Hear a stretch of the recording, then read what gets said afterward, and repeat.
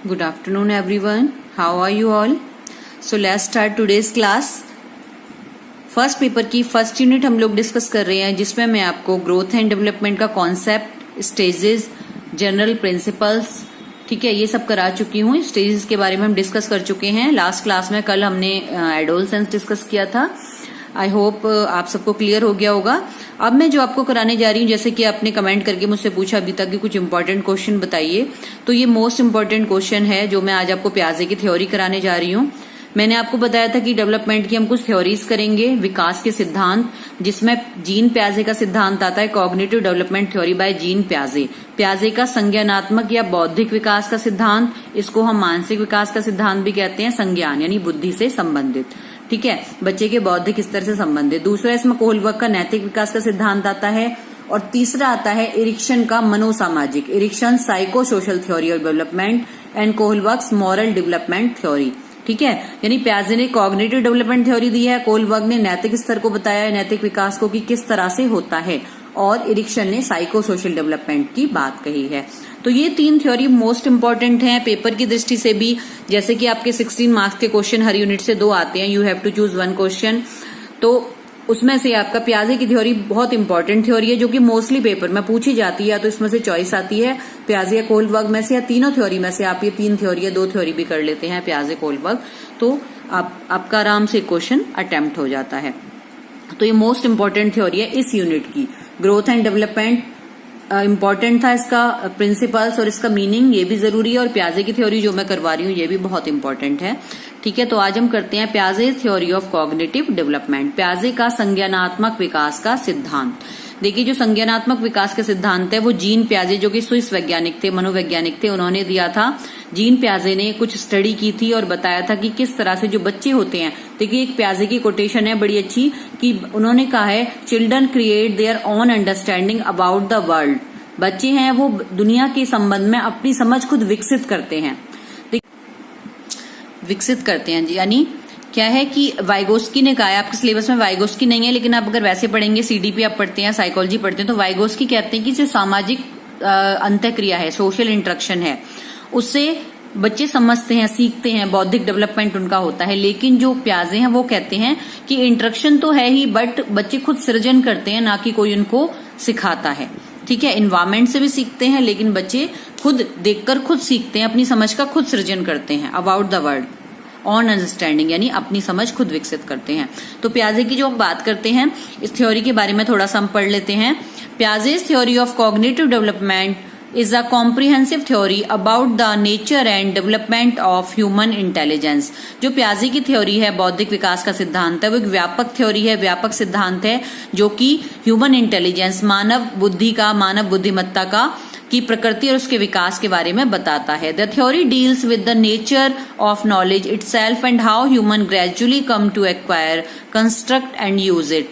ये बताती है कि जो नॉलेज है वो किस तरह, प्रकृति अपने आप में किस तरह की उसकी प्रकृति है, नेचर है, यानी किस तरह की होती है, और किस तरह जो ह्यूमन बीइंग है, मनुष्य हैं, बच्चे हैं, धीरे धीरे इसको एक्वायर करते हैं, अर्जन करते हैं, कंस्ट्रक्ट करते हैं और इसका प्रयोग करते हैं। यानी अर्जन करते हैं, ज्ञान को प्राप्त करते हैं, उसको फ्रेम करते हैं और उसको प्रयोग करते हैं अपने दैनिक जीवन में।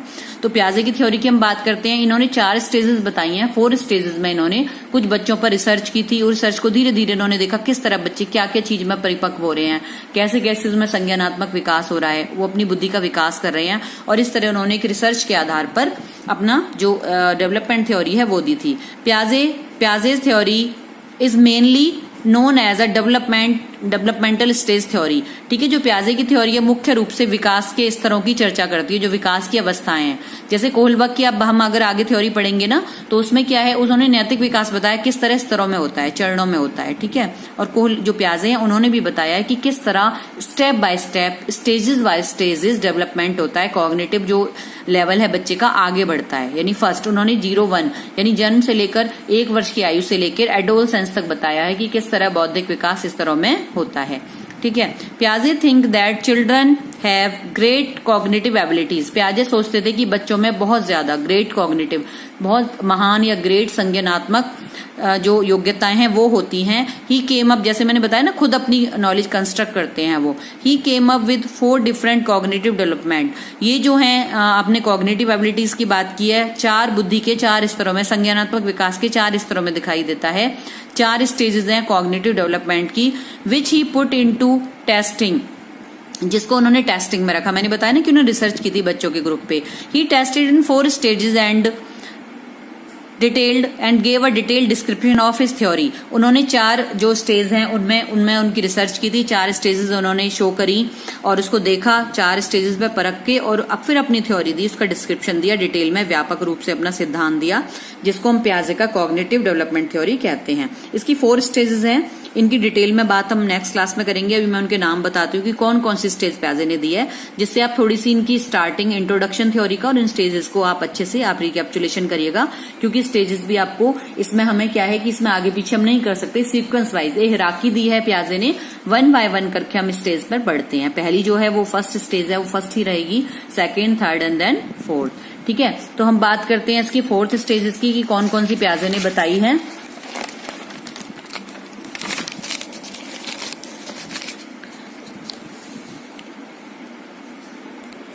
देखिए, फर्स्ट स्टेज पियाजे ने बताई है सेंसरी मोटर स्टेज। फर्स्ट है सेंसरी मोटर स्टेज, इसको कहते हैं इंद्रिय या पेशीय गामक अवस्था। ठीक है, सेंसरी संवेदी गामक अवस्था भी इसको कहते हैं। इसका जो टाइम पीरियड है पियाजे ने माना है 0 से 2 वर्ष, जन्म से 2 वर्ष तक ये अवस्था रहती है बच्चे में। संवेदी गामक, इंद्रिय गामक या पेशीय गामक, senses. Pre पोर्शनल stage, pre operational stage. Pre operational stage किसको कहते हैं?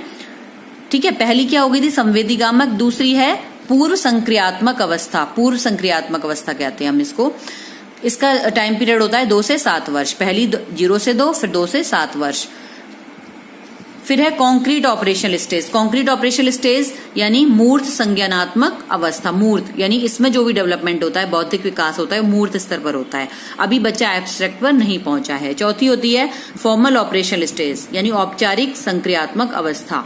ठीक है, तीसरी का एज ग्रुप मानते हैं हम 7 to 11 एंड फोर्थ का मानते हैं 11 to 18। 11, कुछ लोग 15 भी कहते हैं, तो 11 to 18 उन्होंने बताया है। यानी sensory motor, pre operational, concrete operational और फॉर्मल ऑपरेशनल। संवेदी गामक, पूर्व संक्रियात्मक, मूर्त संक्रियात्मक और औपचारिक या अमूर्त संक्रियात्मक अवस्था। क्लियर है आपको? ये चारों आपको याद रखनी है, जिनका टाइम पीरियड भी याद रखना है।